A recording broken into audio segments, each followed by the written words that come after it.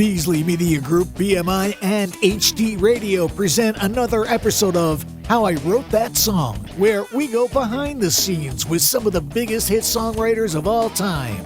Hi, I'm Sara, and this is How I Wrote That Song. Our guest today has been writing and performing for over half of her life, all with the same band, Halestorm. Since she was a teenager, she has toured the world over, has released gold and platinum selling albums, and has had plenty of chart-topping hits along the way. And not only that, she was recently named the first female brand ambassador for Gibson guitars. She is also an outspoken activist for mental health awareness and for the LGBTQ plus community. We welcome Lzzy Hale. Thank you so much for joining us today. Thank you so much for having me. This is so much fun. It's great to see your face too. So Oh, you too. You too. I know it's been quite a while since we've seen each other IRL. So on this series, we talk about the process and inspiration behind an artist's songs. And I wanted to start at the very beginning, back in 2009, Halestorm's debut album. The first single off of your debut album was I Get Off. Yes. That was a lot of people's very first impression of you and of the band. That is a bold opening statement. You go big or you go home. I remember, just first of all, for the inspiration to the song, we were stuck in California. We had gone out there to write and meet with some producers, and in 2007. And through the entire process of us making that first album, we were stuck in California for 19 months.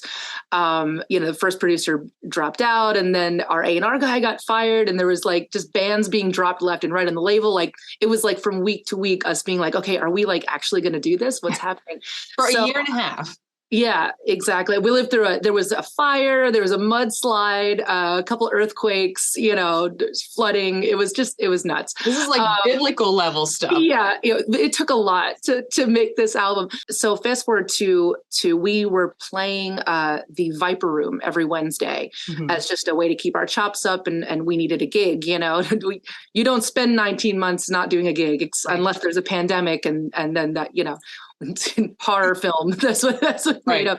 And so we were playing the Viper Room every Wednesday, and we had our first show. We were basically doing this one of the Wednesdays. Our producer who did our first record, Howard Benson, and our A&R guy, who had not yet been hired to be the A&R guy for Atlantic yet, but he was helping us out organizing the record. And this was a show that they were seeing us for the very first time. So, these are industry folks. I wasn't expecting them to get out of their seat or clap or whatever, but we got them. We got them like 4 songs in. All of a sudden, there's these 2 guys, these 2 suits that are just like up in their seat and rocking out. And so, I ended up writing something down, that was very lame, like, I love it when you love me, or something like that.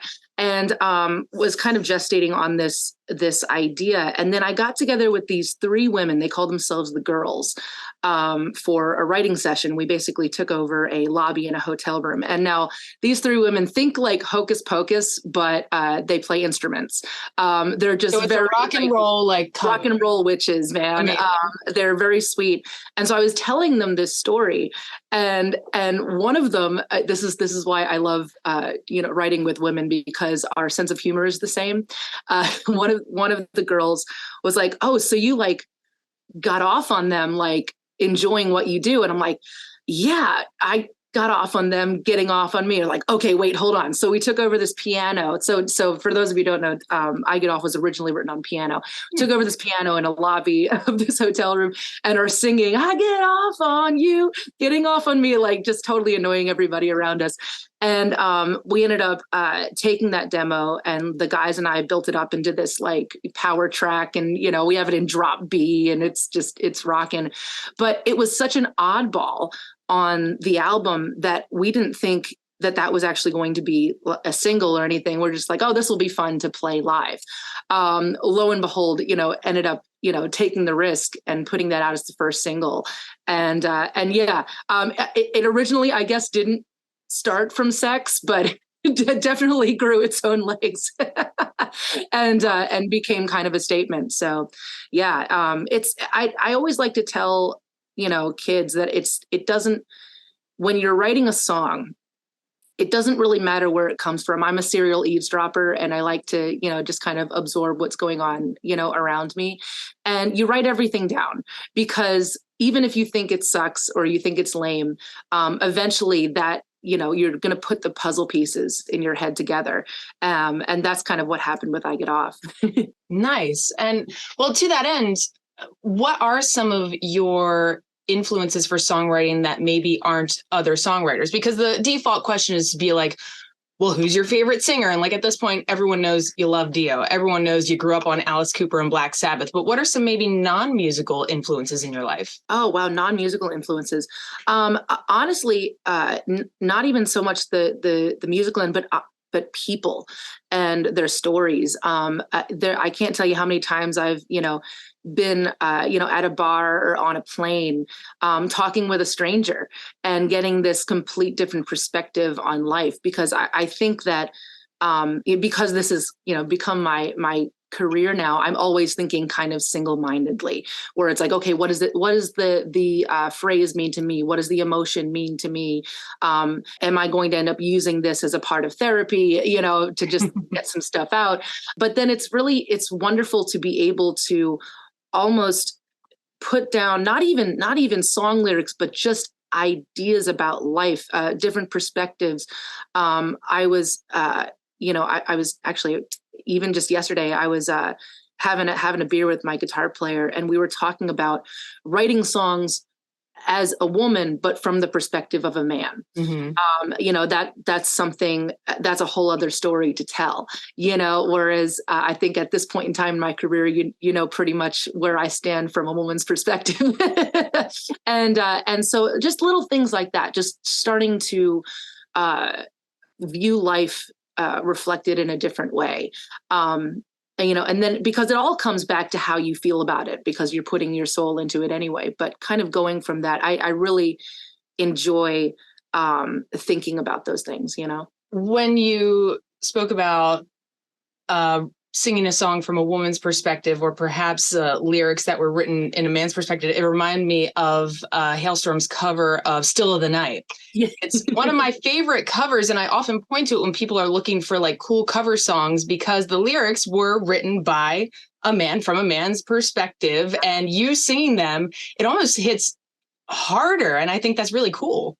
I think so too. And I and then, you think about Jack White's cover of Jolene, mm-hmm. He didn't even change the lyrics, which I think was beautiful, because it puts, it in different perspective. One of my favorite male to female songs is Daughter by Pearl Jam, Eddie Vedder, Don't Call Me Daughter, and so it's almost like you're being an advocate for a woman, but also you're trying to put yourself in her place, which I think is beautiful when songwriters do that. But no, I appreciate it. And the funniest thing is that with music, regardless of what, the gender perspective, music is essentially genderless. So you're telling this other side of the same story without even messing with the lyrics at all or changing anything. So with Still the Night, I mean, there's longing in there, there's sex in there. It's cheeky, to say the least. It's cheeky. And, all of us girls feel that too. So mm-hmm. That's exactly right. Yeah. So we talked about your debut album. I want to fast forward to almost 10 years later, 2018, you released an album called Vicious. You had 4 albums under your belt at this point with Halestorm, and there's a song on it called Uncomfortable. It was a rock radio hit, and there's so many things that are notable about that song, but one of them, and you're going to have a better word or phrase for this because you're a singer and I am not, but the vocal noodle that's in the hook is so interesting. It really is. Tell us about that song and how it came to be. Vocal noodle. I'm going to have to steal that, actually. There's a better word for it. I tried to think of it. It's actually the perfect word, because if I'm saying something like more technical, like a vocal run or a riff or a trill, if you will, like people look at me like, I'm an alien from outer space, like, please speak English. So the vocal noodle is actually the best. It just kind of goes around and up and down, and it's great. Noodling around there. So this was a song that originated with my guitar player, Joe Hottinger.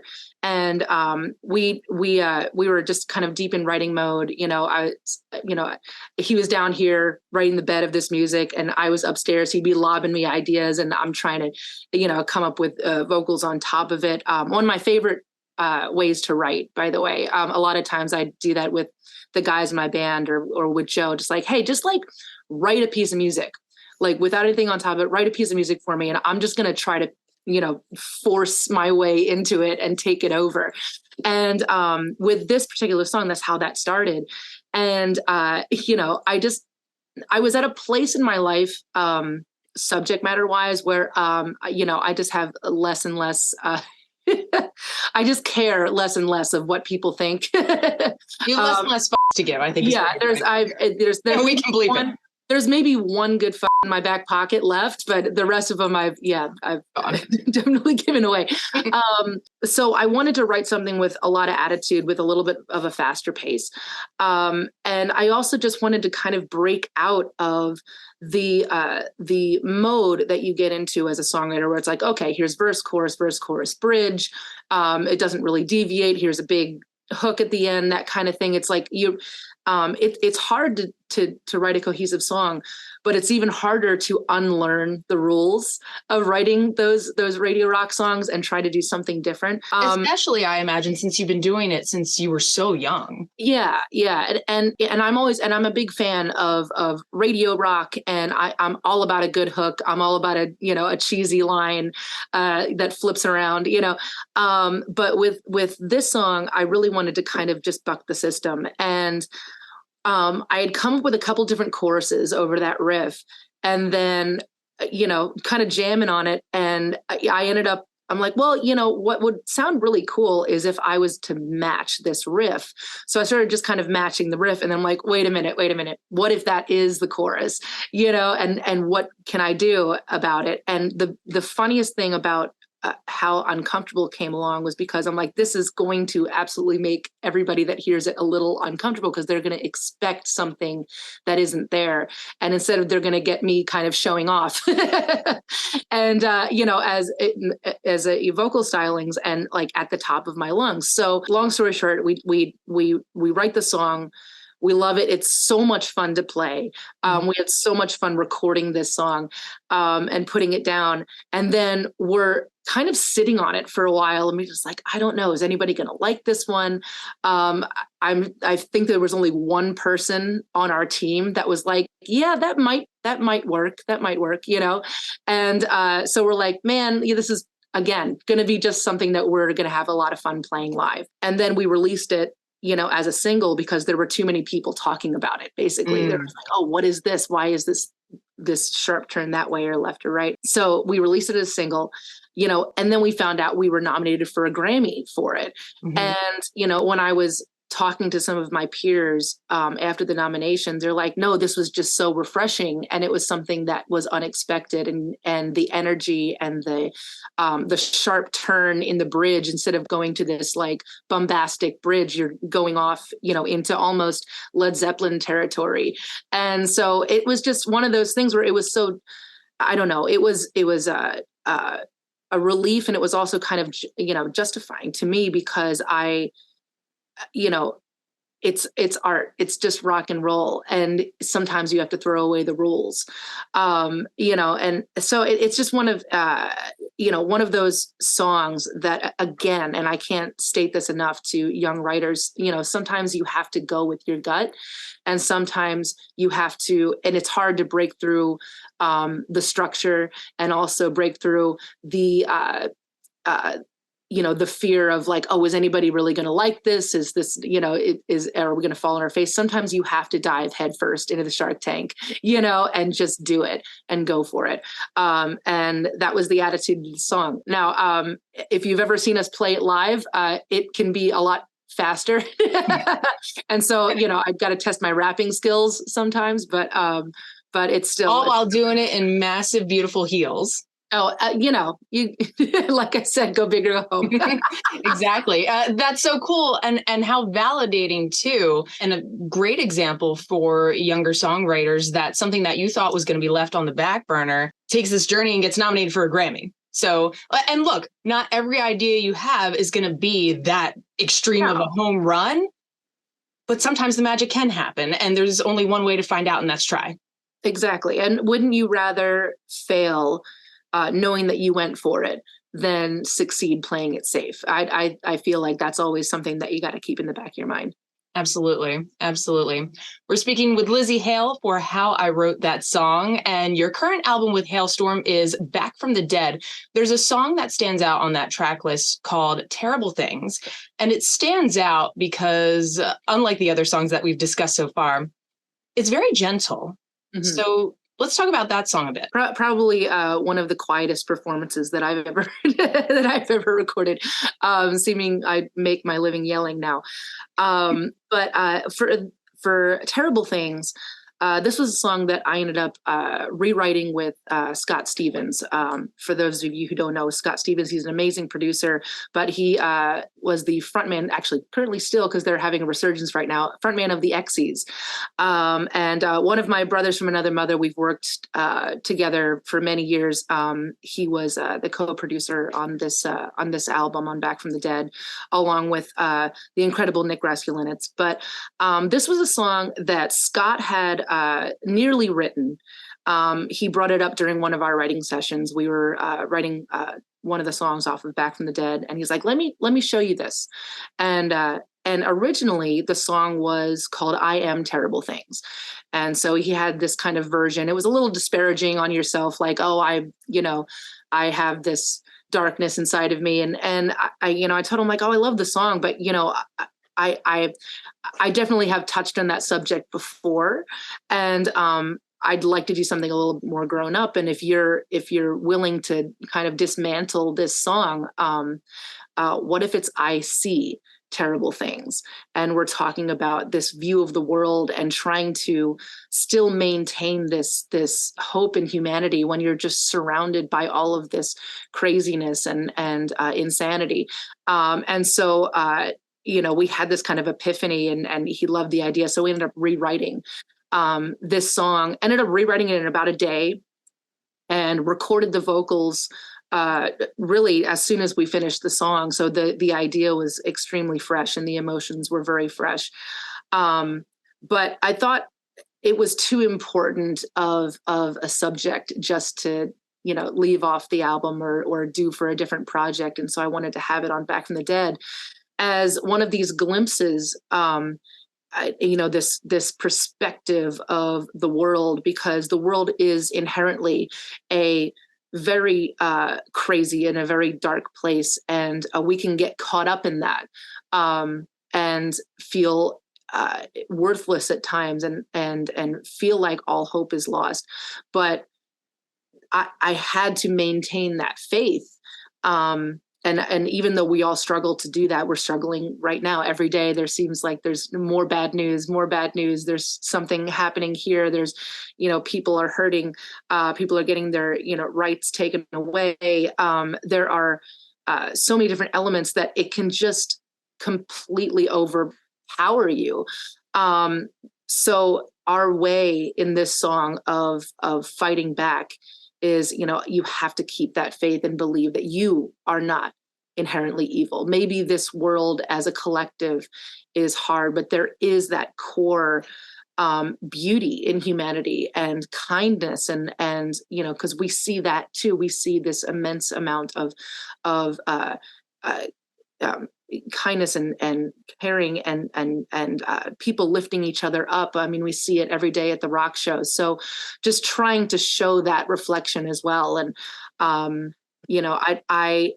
I love the stories that came after we released this song from our fan base, just about them needing to hear it. And whether it's from a personal perspective or just the world sucks and why am I here? this song has saved a few lives since we released it. So I'm really glad that we took the chance to to put some good out there in the world. It does come from a very vulnerable place, I think. And you've always written from that. I mean, your first song was called I Get Off, and you have to definitely make yourself a little vulnerable to talk about that subject matter, but also about this subject matter as well. It all stems from vulnerability. And I think that's a really brave place to come from. And you mentioned that song helped save lives. And at the top, I mentioned how you are a huge advocate for mental health awareness, especially for the queer community. How does your activism work its way into your songwriting? I think it's something that has always been a part of my mission statement, even before I started really getting into specific subject matter about mental health. Back in there would be no freak like me, if I didn't feel that way when I was a kid, and trying to own your weird and own the things that make you different. Be your truest self. Don't compare yourselves to others. There's only one you. And it's just, it's harder out there for us strange girls and, and strange boys. And so I think that because it's on the forefront of my mind, it always kind of pushes its way into the music. I think that it's important. I've always been better at putting all of these feelings down through song than I am, standing at a podium preaching it. But so that's kind of my way of doing it.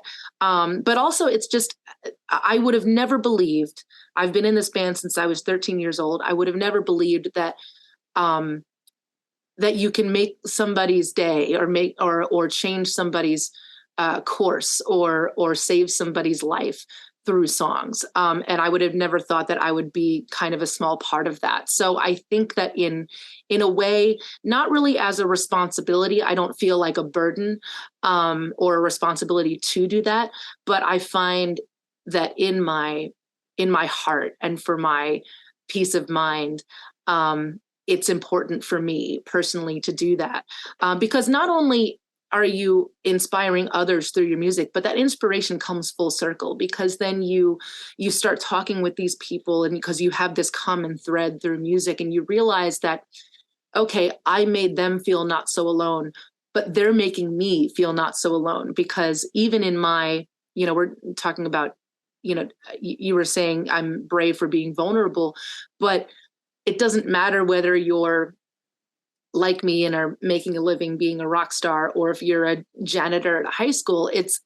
We are all going through that same thing, and we can all feel like an island sometimes, and like we're the only ones going through whatever we're going through, but that's not true. So I don't know. I think that that's just kind of the broad message that just leaches its way into the songs no matter what.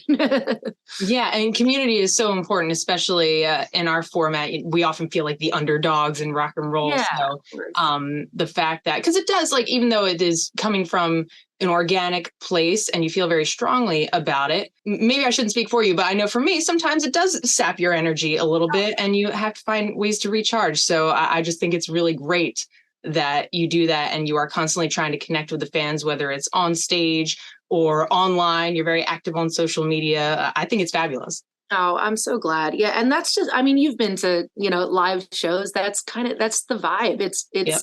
We're, I'm looking out at all of these walks of life. And we just played a show on Friday, and it was like 6-year-olds to 75, 80-year-olds in all walks of life. And so you see the 20 to 30 somethings, and they're moshing over here. And then you have grandma, and then the mom, and then the little girl that it's their first concert.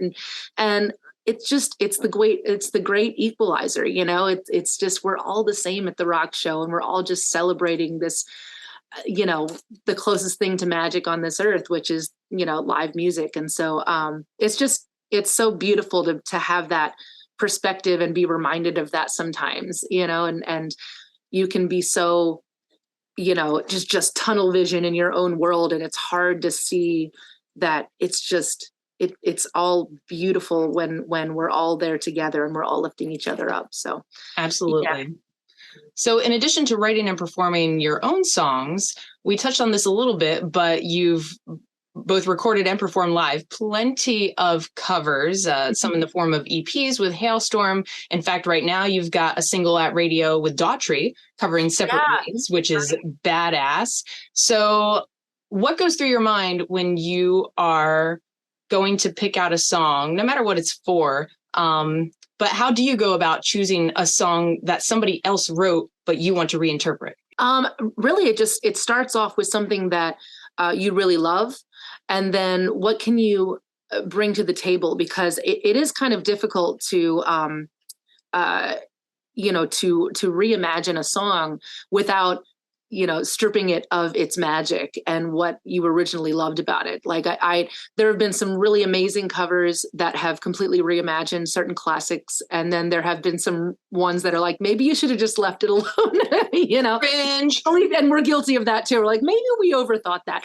But with, for instance, a lot of it is organic. And sometimes, actually, I shouldn't say sometimes, probably about 40% of the time, it's, hey, what's my go-to karaoke song? What do I always go up and sing?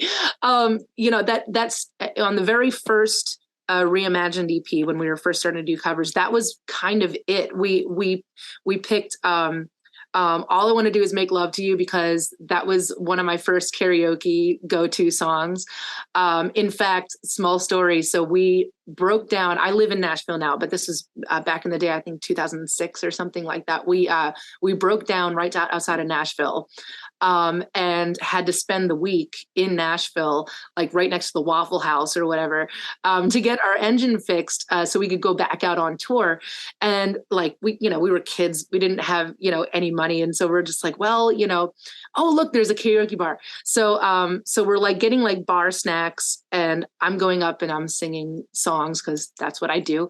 And this couple ended up saying, hey, if you could sing, Hearts, All I Want to Do Is Make Love to You, because that's my wife and my song. We'll buy you some beers. And so the guys are like, get up there and sing it. We need to drink more. Go do it. Sing for our supper. So that was how we chose that song, because it was always a part of what we did. And then we ended up picking the Beatles' She's So Heavy, because that was one of the first songs that all the four of us, when we got together to jam and see if we like playing with each other, that was the one song that all four of us knew. So we just did like a 12-minute version of it. And we're like, okay, I think this is it. This is the lineup. This is we're a band now, guys. Wow. And so little things like that. Now with Daughtry, which by the way, the song has gone like gangbusters, and neither one of us had any prediction of that as well. Chris cold called me basically and was like, hey, I'm in the studio and we want to record Separate Ways by Journey, but we want to make it into a duet. Would you come over to the studio and sing on it? And I'm like, dude, that's one of my go-to karaoke songs. I am there.